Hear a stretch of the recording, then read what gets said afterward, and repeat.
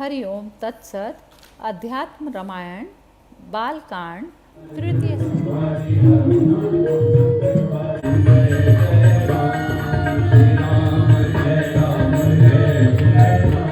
भगवान का जन्म और बाल लीला।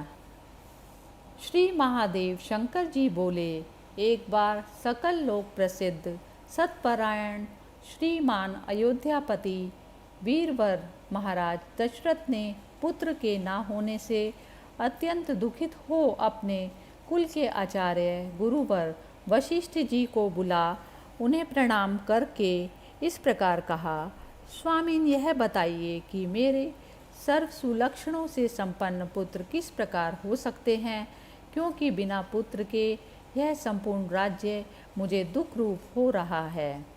तब राजा दशरथ से वशिष्ठ जी ने कहा, तुम्हारे साक्षात दूसरे लोकपालों के समान अत्यंत सामर्थ्यवान 4 पुत्र होंगे।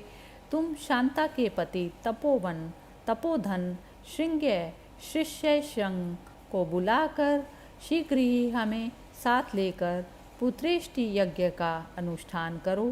राजा ने बहुत अच्छा कहकर मुनिवर शिष्य श्रृंग को बुलाया और मंत्रियों के सहित पवित्र होकर निष्पाप मुनिजनों की सहायता से यज्ञ अनुष्ठान आरंभ किया। यज्ञ अनुष्ठान के समय अग्नि में श्रद्धापूर्वक आहुति देने पर तप्त सुवर्ण के समान दीप्तमान हव्यवाहन भगवान अग्नि एक स्वर्ण पात्र में पायस लेकर प्रकट हुए और बोले, हे राजन, यह देवताओं की बनाई हुई पुत्र प्रदायिनी दिव्य खीर खा लो। इसके द्वारा तुम निसंदेह साक्षात परमात्मा को पुत्र रूप से प्राप्त करोगी।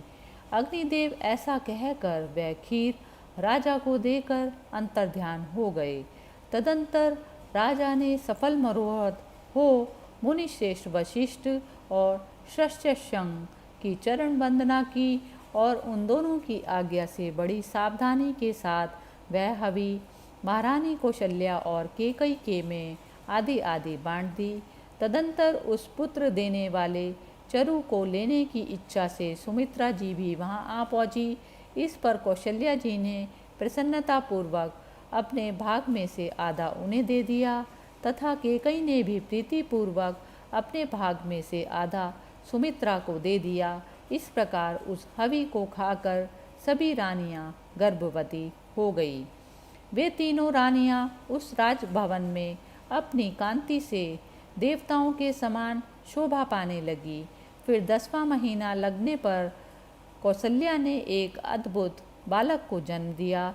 चैत्र मास के शुक्ल पक्ष की 9वीं के दिन शुभ कर्क लग्न में पुनर्वसु नक्षत्र के समय, जबकि 5 ग्रह उच्च स्थान में तथा सूर्य मेष राशि पर थे, तब मध्याह्न काल में सनातन परमात्मा जगन्नाथ का आविर्भाव हुआ।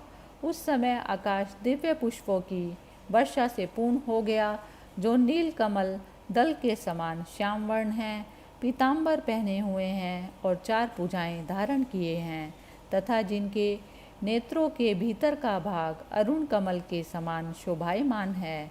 कानों में कांतिमान कुंडल सुशोभित हैं, हजारों सूर्यों के समान जिनका प्रकाश है, जिनके सिर पर प्रकाशमान मुकुट और घुंघराली अलके हैं।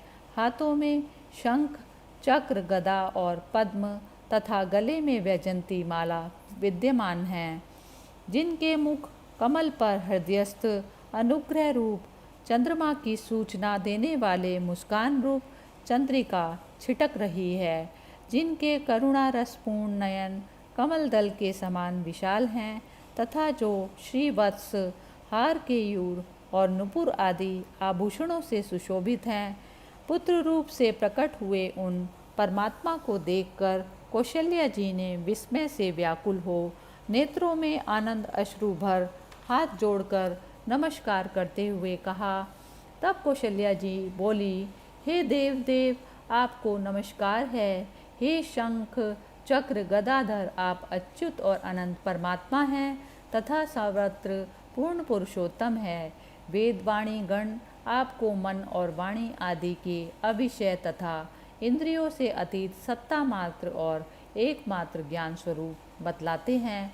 आप ही अपनी माया से सत्व, रज और तम इन तीनों गुणों से युक्त होकर इस विश्व की रचना, पालन और संहार करते हैं। तथापि वास्तव में आप सदा निर्मल तुरीय पद में स्थित हैं। आप करता नहीं हैं, तथापि करते से प्रतीत होते हैं। चलते नहीं हैं, फिर भी चलते से मालूम होते हैं। ना सुनते हुए भी सुनते से दिखाई देते हैं और ना देखकर भी देखते हुए से प्रतीत होते हैं। भगवती श्रुति भी कहती है कि आप प्राण और मन से रहित तथा शुद्ध हैं। आप समस्त प्राणियों में समान भाव से स्थित हैं। तथापि जिनका अंतःकरण अज्ञान अंधकार से ढका हुआ है, उन्हें आप दिखाई नहीं देते। आपका साक्षात्कार सुबुद्धि पुरुषों को ही होता है। हे भगवान, आपके उदर में अनेकों ब्रह्मांड परमाणुओं के समान दिखाई देते हैं। तथापि आपके मेरे पेट से जन्म लिया ऐसा जो आप लोगों में प्रकट कर रहे हैं, इससे मैंने आज आपकी भक्त वत्सलता देख ली। हे प्रभु, मैं आपकी माया से मोहित होकर संसार सागर में डूबी हुई पति, पुत्र और धन आदि के फेर में पड़ रही थी। आज परम सौभाग्यवश आपके चरण कमलों की शरण में आई हूँ। हे देव, आपकी यह मनोहर मूर्ति सदा मेरे हृदय में विराजमान रहे और आपकी विश्व विमोहिनी माया मुझे ना व्यापे। हे विश्वात्मा, आपने इस अलौकिक रूप का उपसंहार कीजिए और परम आनंददायक सुकोमल बाल रूप धारण कीजिए, जिसके अति सुखद आलिंगन और संभाषण आदि से मैं घोर अंधकार को पार कर जाऊंगी। तब श्री भगवान बोले, हे माते, आप जो जो चाहती हैं वही हो, उसके विरुद्ध कुछ भी ना हो। पूर्व काल में मैं मुझसे पृथ्वी का भार उतारने के लिए ब्रह्मा ने प्रार्थना की थी। अतः रावण आदि निशाचरों को मारने के लिए ही मैंने मनुष्य रूप अवतार लिया है। हे आनंदिते, दशरथ जी के सहित तुमने भी मुझे पुत्र रूप से प्राप्त करने की इच्छा से तपस्या करते हुए मेरी आराधना की थी। उसी को मैंने इस समय प्रकट होकर पूर्ण किया है। तुमने अपनी पूर्व तपस्या के फल से ही मेरा यह दिव्य रूप देखा है। मेरा दर्शन मोक्ष पद देने वाला होता है। पुण्यहीन जनों के लिए इसका दर्शन अत्यंत दुर्लभ है। जो व्यक्ति हमारे इस संवाद को पढ़ेगा या सुनेगा, वह मेरी सारूप्य मुक्ति प्राप्त करेगा और मरण काल में उसे मेरी स्मृति बनी रहेगी। माता से इस प्रकार कह भगवान बाल रूप होकर रोने लगे। उनका बाल रूप भी इंद्र नीलमणि के समान श्यामवर्ण, बड़े बड़े नेत्रों वाला और अति सुंदर था। वह प्रभातकालीन बाल सूर्य के समान अरुण ज्योतिर्मय था। भगवान ने अवतरित होकर उस सुमनोहर बाल रूप से भी सभी लोकपालों को परम आनंदित कर दिया। तत्पश्चात जब महाराज दशरथ जी ने पुत्र उत्पत्ति रूप उत्सव का शुभ समाचार सुना, तो वे मानो आनंद समुद्र में डूब गए और गुरु वशिष्ठ के साथ राजभवन में आए। वहां आकर कमल नयन राम को देखकर वे आनंद अश्रुओं से पूर्ण हो गए और गुरुजी द्वारा उनके जात कर्म आदि आवश्यक संस्कार कराए। तदंतर कमल नयनी कैकई से भरत का जन्म हुआ और सुमित्रा से पूर्णचंद्र के समान मुख वाले 2 यमज बालक उत्पन्न हुए। उस समय महाराज दशरथ ने अति उत्साहपूर्वक सहस्त्रों ग्राम, बहुत सा स्वर्ण, अनेक रत्न, नाना प्रकार के वस्त्र और शुभ लक्षणों वाली अनेक गोएं ब्राह्मणों को दान दी। विज्ञान के द्वारा अज्ञान के नष्ट हो जाने पर मुनिजन जिनमें रमण करते हैं अथवा जो अपनी सुंदरता से भक्त जनों के चित्तों को रमाते आनंदमय करते हैं, उनका नाम गुरु वशिष्ठ ने राम रखा। इसी प्रकार गुरु जी ने संसार का पोषण करने वाला होने से दूसरे पुत्र का नाम भरत, समस्त सुलक्षण संपन्न होने से तीसरे का नाम लक्ष्मण और शत्रुओं का घातक होने से चौथे पुत्र का नाम शत्रुघ्न रखा। कौशल्या और केकई के दिए हुए पाए सांशों के अनुसार लक्ष्मण जी रामचंद्र जी के और शत्रुघ्न जी भरत जी के जोड़ीदार होकर रहने लगे।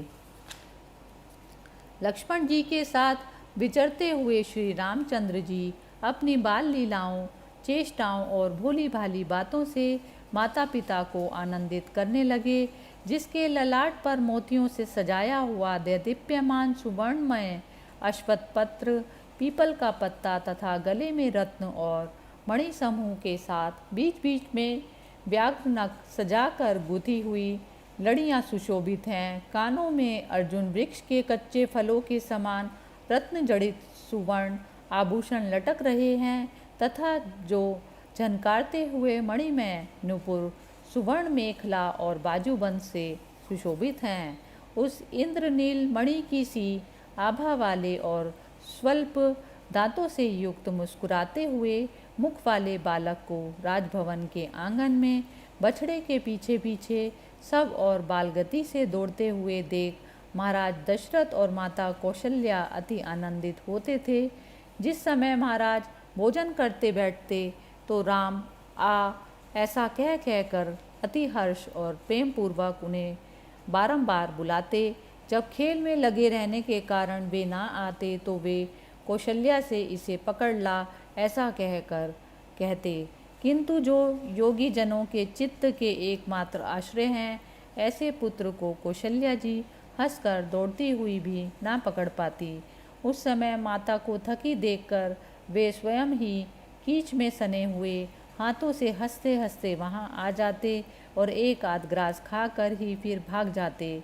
माता कौशल्या राम को भली प्रकार वस्त्र आभूषण पहनाकर प्रति मास नाना प्रकार की मिठाई बनाकर उत्सव मनाया करती थी और वर्षगांठ के दिन भी पुआ, लड्डू, जलेबी, कचौरी आदि विविध व्यंजन बनाकर उत्सव मनाती थी।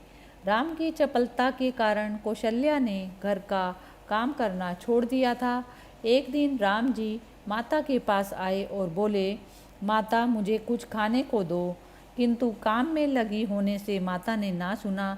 तब क्रोधित होकर उन्होंने डंडे से सब बर्तन फोड़ डाले तथा छीके पर रखे हुए गोरस और माखन को गिरा लिया और उसे तथा वहाँ रखे हुए समस्त दूध दही को भी क्रमशः लक्ष्मण, भरत और शत्रुघ्न में बांट दिया। तब रसोइये ने जाकर माता कौशल्या से कहा। वह हंसती हुई पकड़ने को दौड़ी। माता को आती देखकर वे सब बालक भाग गए। माता कौशल्या भी उनके पीछे दौड़ी, किंतु वे पग पग पर फिसलने लगी। अंत में उन्होंने राम को पकड़ लिया, किंतु कहा कुछ भी नहीं।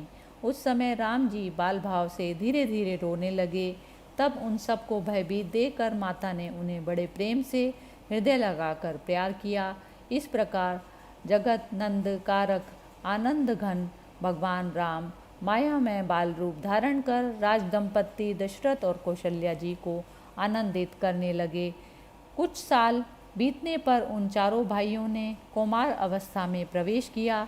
तब वशिष्ठ जी ने उनका उपनयन संस्कार किया और लीला से ही नर रूप धारण करने वाले संपूर्ण लोकों के स्वामी, समस्त शास्त्रों का मर्म जानने वाले तथा धनुर्वेद आदि संपूर्ण विद्याओं के पारगामी हो गए।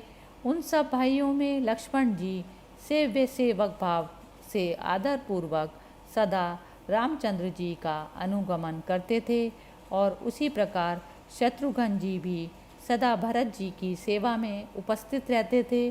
भगवान राम नित्य प्रति लक्ष्मण जी के सहित धनुष बाण और तरकश धारण कर घोड़े पर सवार हो दुष्ट पशुओं को मारने के लिए वन को जाते और वहां उन सिंह व्याघ्र आदि को मारकर उन सब की बात पिताजी को निवेदन कर देते। प्रातःकाल उठकर स्नान करने के अनंतर वे माता पिता को प्रणाम करते और फिर नम्रता पूर्वक नगर निवासियों के समस्त कार्य करते। फिर भाइयों सहित भोजन करके नित्य प्रति मुनिजनों से धर्मशास्त्रों का मर्म सुनते और स्वयं भी उनकी व्याख्या करते।